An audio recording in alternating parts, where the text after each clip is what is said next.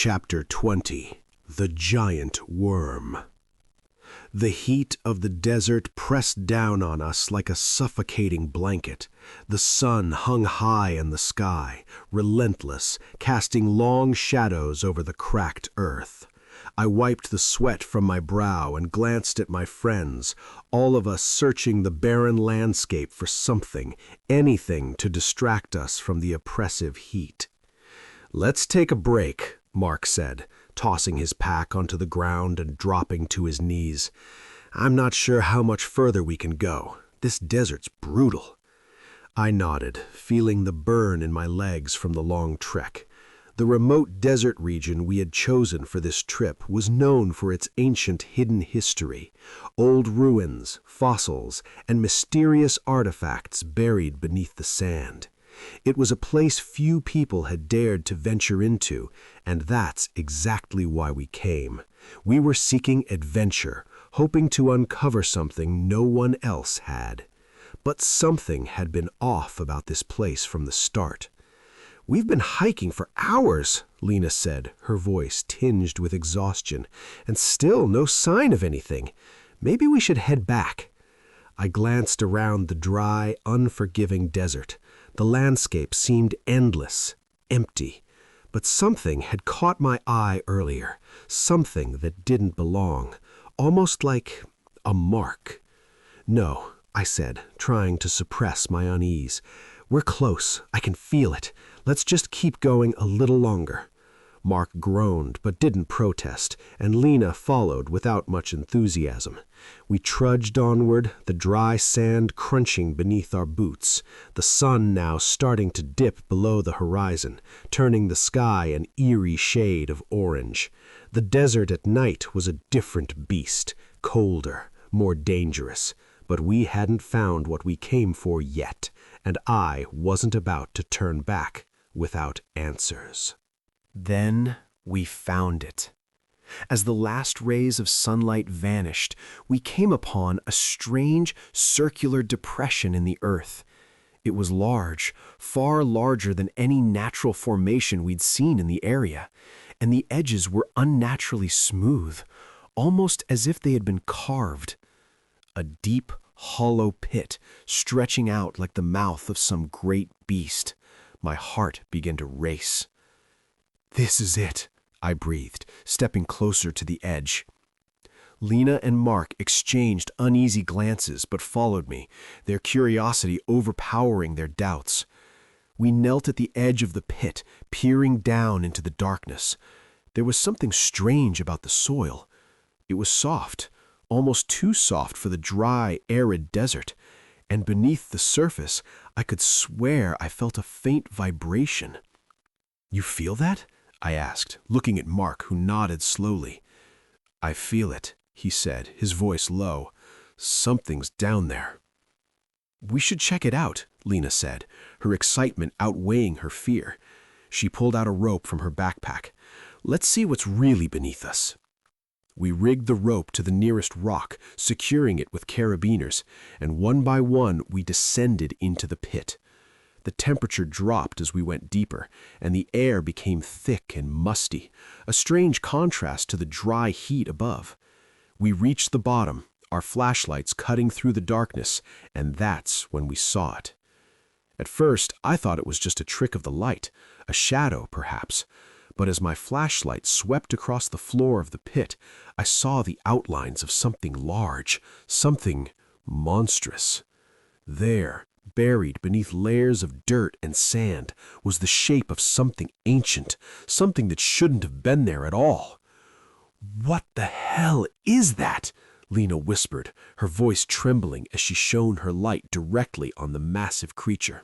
I stepped forward, my heart pounding in my chest. The creature's form was unmistakable now, a massive, writhing shape, resembling the body of a worm, but on a scale I couldn't comprehend. It was huge, easily the size of a building, and it was buried in the earth, its body segmented, almost like a giant, monstrous centipede. Mark and Lena looked at each other, their faces filled with awe and disbelief. This is impossible," Mark muttered. How did this thing end up here? It looks like it's been here for ages, I said, my voice shaky as I slowly approached the creature's body. Maybe it's fossilized. But then, just as I stepped closer, something happened. The ground beneath us trembled, faint at first, but growing stronger with each passing second. The air turned thick, vibrating with an unnatural hum. The creature's body shifted slightly, and I froze, my blood running cold. "It's alive," I whispered. Before anyone could react, the creature stirred. The ground shook violently, knocking us off our feet. The earth cracked, dirt flying into the air as the massive worm-like creature began to thrash, its segmented body flexing and contracting beneath the surface. A deafening roar, like the sound of something large scraping against the earth, echoed through the pit. The vibrations grew stronger, and the ground beneath us began to crack. I scrambled to my feet, panic setting in. "We need to get out of here, now!" But it was already too late.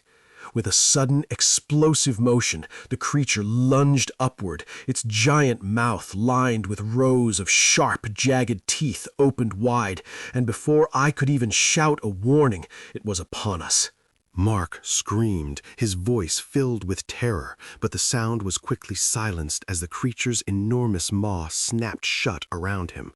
The force of the impact sent us all tumbling backward, and I watched in horror as the creature's tail whipped around, striking the earth with enough force to shake the ground. Lena and I scrambled to our feet, but I couldn't see Mark anymore. I couldn't even tell where he'd gone. The creature's body was so massive, so fast, that it swallowed him whole in an instant. "No!" Lena screamed. "Mark!" The creature's head turned toward us, its glowing eyes now locked onto us. The tremors in the ground increased, and I knew there was no way we could outrun it. We had to fight. "Lena, we have to fight!" I shouted, pulling a large rock from the ground and hurling it at the creature.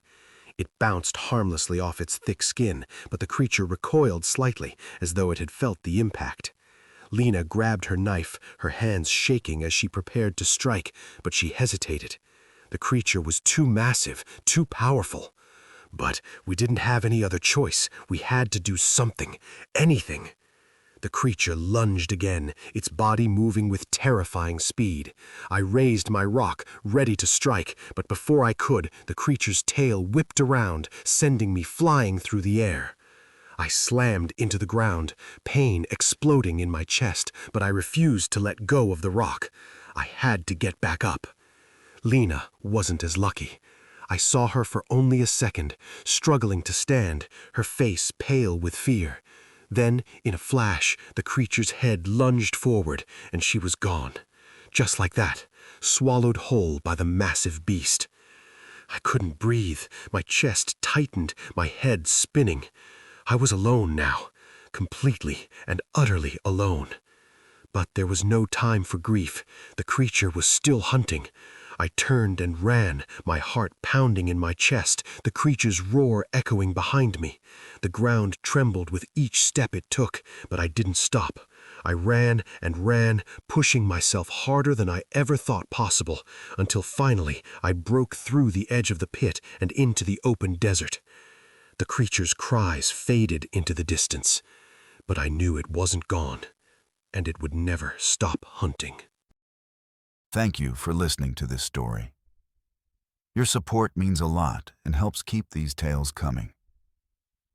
If you enjoyed it, please take a moment to subscribe and follow for more dark and immersive stories just like this one. New horrors await. Don't miss what's coming next.